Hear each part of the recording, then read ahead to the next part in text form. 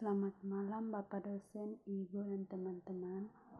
Perkenalkan, nama saya Rini Elsa Siante dengan NIM 170300319, kelas A semester 7 dari program studi sosiologi.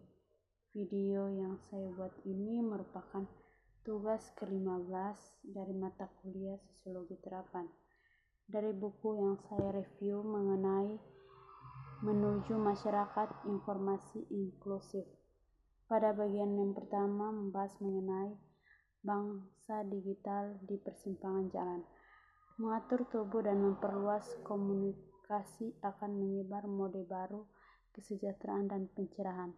Meskipun tampaknya memang berjuang melawan alam dan diri kita sendiri dan menerpa sipil, banyak perhatian dan tindakan bersamaan akan dibutuhkan melindungi usaha ini, terutama dalam mendemokratisasi akses dan upaya penggunaan yang efektif dari alat komunikasi kritis dalam masyarakat. Bagi beberapa orang, termasuk Freud sendiri, prospek kemanusiaan yang mengendarai kegemaran yang merusak itu suram. Pada bagian yang kedua, membahas mengenai semua orang harus tahu dasar-dasar seperti cara menggunakan komputer.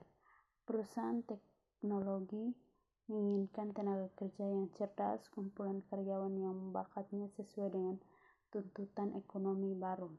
Kelompok hak sipil khawatir bahwa kesenjangan keterampilan akan meluas, jutaan pekerja harus terdegradasi ke dunia bawah setengah pengangguran dan kemiskinan, dan komunitas perpustakaan sedang mendefinisikan ulang identitasnya sebagai stasiun jalan bagi komunitas anggota, harus tidak hanya untuk buku tetapi juga untuk teknologi.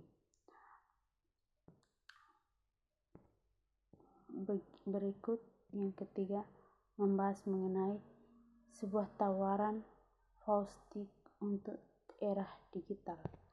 Kerangka kerja yang luas untuk secara strategis memanfaatkan 45 miliar dolar, di mana federal pengeluaran pemerintah untuk teknologi informasi termaksud mewajibkan federal kantor untuk mengurangi teknologi informasi berbasis internet untuk meningkatkan berhenti untuk informasi dan layanan pemerintah dengan anggaran federal dan negara bagian amburadul. Para pejabat berhasrat melakukan penyampaian layanan elektronik dan transaksi tanpa kertas dengan sebagian kecil dari biaya layanan kertas tradisional di sektor perawatan kesehatan yang membengkang. Ekspektasi serupa dibangun dan penghematan besar-besaran dimungkinkan di tahun-tahun mendatang sebagai penyedia, termasuk pemerintah berusaha untuk mengurangi biaya back office yang memperpanjang layanan kejahatan ke komunitas terpencil tanpa batu bata dan mortil dengan biaya tetap. Bahkan sistem dan dalam membayangkan sekolah tanpa dinding dirancang secara cerdas, sekolah virtual, klinik atau pemerintahan mungkin saja perpanjangan privat dan perlengkapan untuk memberi layanan berkualitas tinggi. Bagian yang keempat membahas mengenai pembatasan baru hak sipil dengan cara yang merusak. Beberapa pemerintah menyebut abad ini sebagai pertempuran dasar untuk perjuangan hak-hak sipil baru, yaitu kontrol atas manipulasi informasi, komunikasi, dan teknologi. Beberapa orang melihat medan perang abad ke-21 dari perspektif hubungan internasional sebagai perjuangan untuk meredam bidang komunikasi seorang lawan dan outer berita tanpa telah mendokumentasikan penggunaan Al-Qaeda komunikasi seluler untuk menopang dan memelihara jaringan teror virtualnya. Di depan domestik, pemerintahan Amerika Serikat sedang membangun data war rumah untuk memantau data transaksi dan pergerakan. Jadi euforia dari awal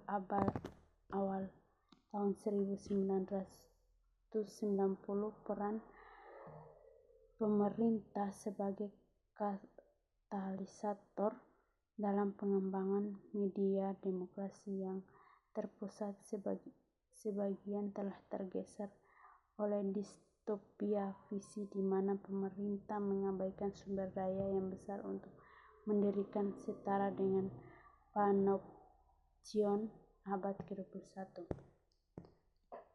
Bagian yang kelima membahas mengenai bangsa digital dalam hitam putih. Siapa yang akan menjaga pusat penjaga saat mereka sebagian besar mengontrol sarana komunikasi, dengan demikian menjadi berani untuk memberangus perbedaan pendapat dan keragaman? Jawaban yang mungkin produsen warga paham cara teknologi informasi dan komunikasi mendorong mereka untuk mengorganisasikan, memberi energi dan melibatkan simpatisasi dalam keragaman penyebab seringkali melintasi batas geografi dan kelas. Bagian yang keenam membahas mengenai meratakan landscape virtual di pendidikan. Berkas Universitas Soviet dan Eropa Timur mengarah ke eksperimen yang menjanjikan dengan perangkat lunak interaktif individual mendekati, menganalisis, dan mengobati kecemasan sosial di lingkungan yang aman. Dalam setiap pencobaan ini hasil telah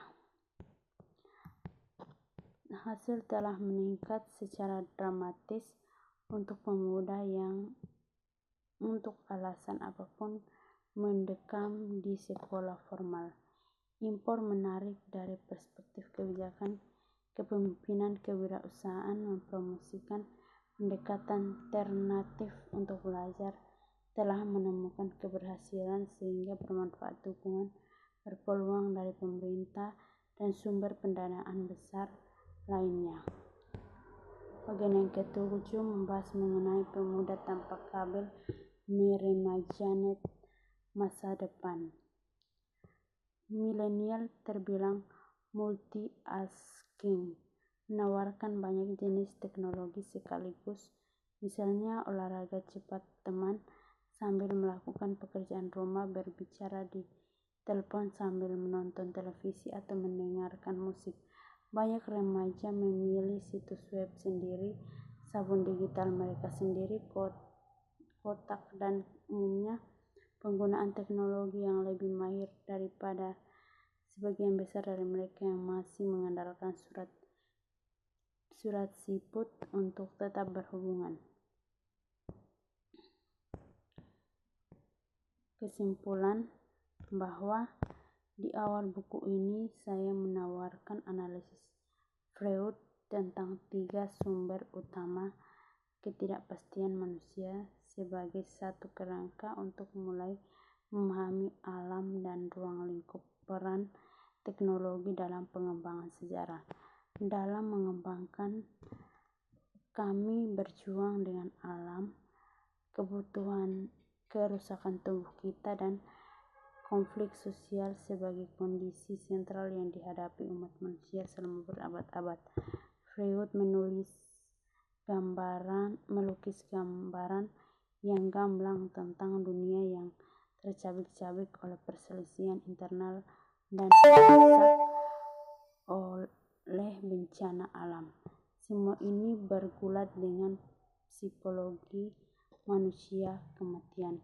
Yang pertama yaitu tokoh lain seperti John Stuart Mill memilih penguasaan kami alam, pelepasan kekuatan produksi yang sebelumnya tak terbayangkan, membebaskan dan memberdayakan umat manusia dengan kaca yang tampak seperti Victoria Mill, penemuan yang disurvei dan penemuan yang menjanjikan untuk membebaskan manusia yang bekerja kejantanan, terutama kelas pekerja. Yang kedua, Mill seperti untuk John Rawls 100 tahun kemudian. Tantangannya bukan pada penguasaan alam, melainkan distribusi yang adil dan penggunaan yang berabad dari buah mastera. Dan yang ketiga, Freud, peradaban adalah lapisan nyaris menutup nature. Tapi bagi Mill dan Rawls, orang mampu hidup dengan lapang dada dalam situasi solidaritas, demokrasi, dan kesetaraan yang tepat. Sekian video singkat dari saya mengenai buku ke-15 Sosiologi Terapan. Terima kasih.